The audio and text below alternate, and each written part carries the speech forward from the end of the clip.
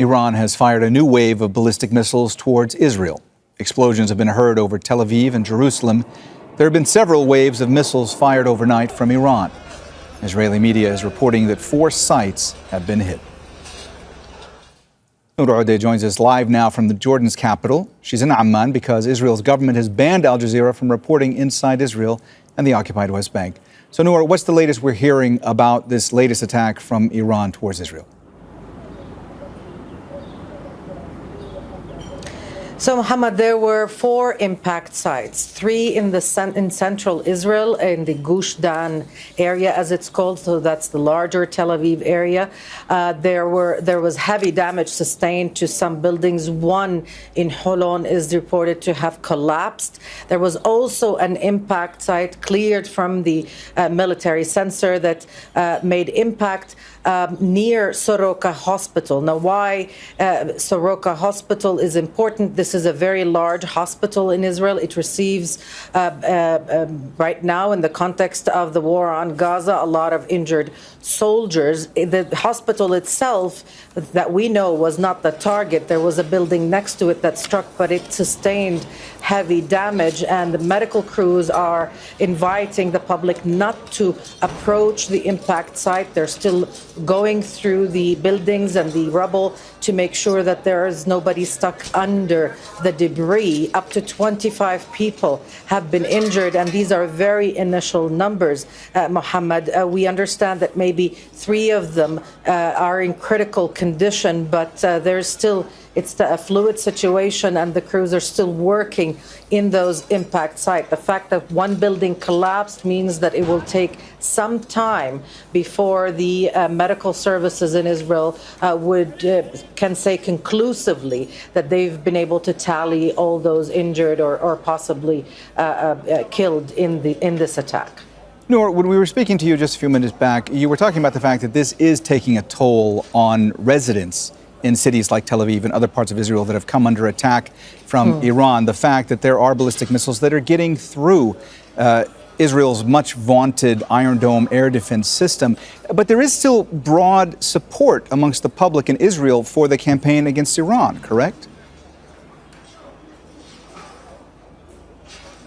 There is. I mean, Iran is the consensus bad guy, if you will, in Israel. This is a country that is viewed as a threat by most Israelis. Now, there might be discussion about the tactics, about whether it was smart to do this alone, to not create an international coalition.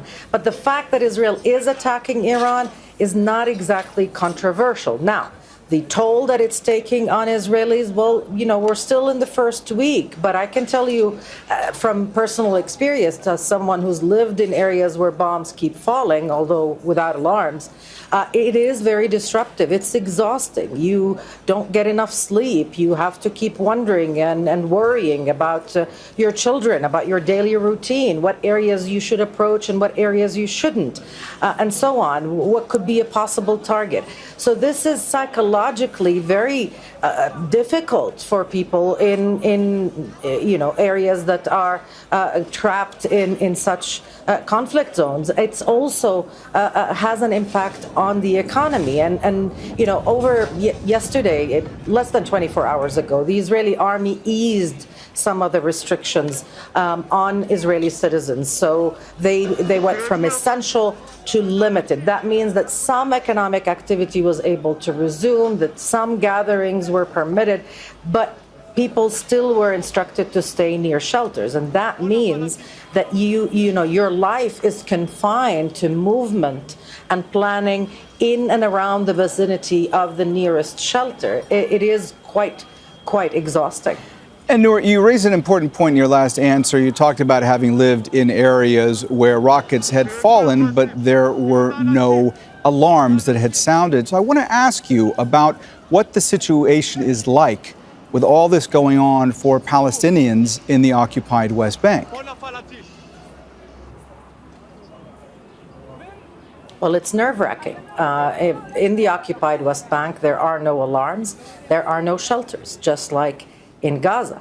And so what Palestinians do is they download the Israeli applications that give some forward warning to Israeli citizens. They listen in to the nearby Israeli settlements, and it's difficult to live in the occupied West Bank without having at least one illegal settlement near you. So most Palestinians can hear those sirens, but then there's nowhere for them to go. So what most do, what I did when I was in Ramallah, is to try and figure out what is the safest room in my house, what is the one further away from the windows, further away from the illegal Israeli settlement, and convince myself that this is the best way to do it, or to go to, where the staircase is if you live in a building, and on and on. Now, if it's a school day, for example, well, you learn to deal with the stress, because you cannot stop living just because you are deprived of all protections. So life does go on. People do go to school. Right now, schools are off in the occupied West Bank. It's summer vacation. But you can't stop your daily routine just because you're caught without, like I said, without protection. And there's nothing really that you can do about it. Nour, if I could follow up on a point you were making earlier, you did mention that this is just the first week of this conflict, and we have to wait and see what the support will be if this prolongs this conflict, and if there are more attacks, and if more missiles, ballistic missiles launched from Iran, get through the Israeli air defense systems. I want to ask you, though, is there a sense in Israel that those Israelis who may be supporting this conflict thus far, do they have a sense as to what Prime Minister Benjamin Netanyahu's objectives truly are at this point? Do they believe that it is deterrence? Do they believe that it is degradation of Iran's capabilities, or is it regime change in Tehran? Well, that's difficult to gauge because, quite honestly, the Israeli government hasn't really been forthcoming. They've given mixed signals. The Israeli prime minister has spoken about toppling the Iranian government. If you listen to the right-wing media, and let's remember, Israel is very polarized at the moment. Nearly 2 years of a genocidal war on Gaza, another war on Lebanon, a multi-frontal war waged all across the region. It has really fractured public opinion in Israel, and many in the Israeli public don't trust Netanyahu. They don't trust his motivations. So the fact that in the right-wing media circles there is a lot of hype about possibly taking out the supreme leader of Iran, about toppling the government, about eliminating the threat if the United States participates actively in the military efforts. Then you begin to wonder, and the Israelis are asking questions. What is the end game? There's no end game for Gaza except the talk about mass displacement and ethnic cleansing. There is no end game in Lebanon. There is no end game anywhere at the moment in all those fronts, in all those wars that Israel is waging. What there is talk about hegemony, is talk about also the political survival of this right-wing government. Polls indicate that the approval rating of Netanyahu has increased, at least in his base, in his right-wing base. And so one begins to draw some connections. At the moment, there isn't enough chatter, there isn't enough momentum, if you will, to say that some sort of opposition is increasing, although the voices questioning all of this do exist, and we hear them and we read some of the opinion pieces that are published, some of the commentary that is published, questioning that tactic, questioning the motivations behind all of this and the timing.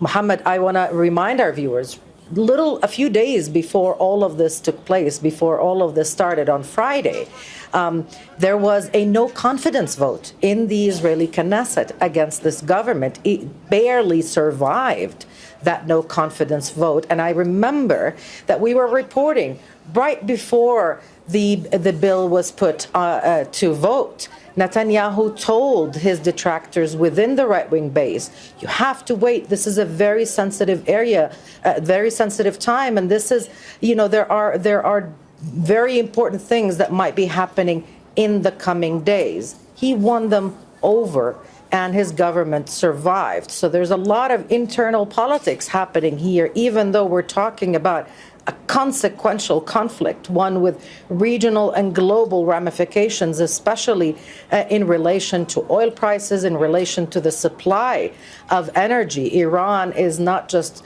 a regional player, it is an important producer of energy in the world.